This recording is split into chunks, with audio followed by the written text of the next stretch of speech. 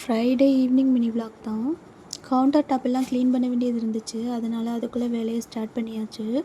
டின்னருக்கு வந்து இன்றைக்கி சப்பாத்தி, அதுக்கப்புறமா ஈவினிங்கே மீன் குழம்பெல்லாம் வச்சுட்டேன். கவுண்டர் டாப்பை க்ளீன் பண்ணிவிட்டு அதுக்கப்புறமா சப்பாத்தி போட்டுக்கலாம் அப்படின்னு சொல்லிட்டு வேலையை ஸ்டார்ட் பண்ணியாச்சு.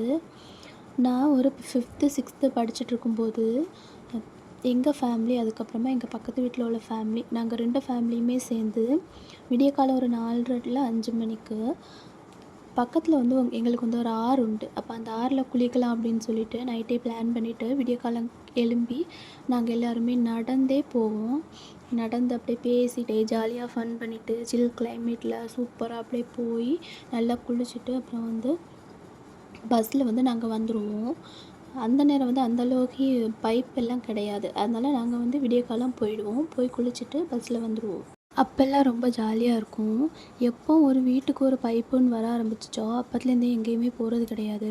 அப்படியே ஆற்றுல குளிக்கிறதுக்கு ஆசையாக இருந்தாலும் போய் குளிச்சுட்டு வர்றதுக்குள்ளே போதும் போதும்னு ஆகிடும் அடிக்கிற வெயிலுக்கு. இந்த அனுபவம் உங்களுக்கு இருக்கா அப்படின்னு சொல்லி மறக்காமல் கமெண்டில் சொல்லுங்கள். வீடியோ பிடிச்சிருந்தா லைக் பண்ணுங்கள். பாய்.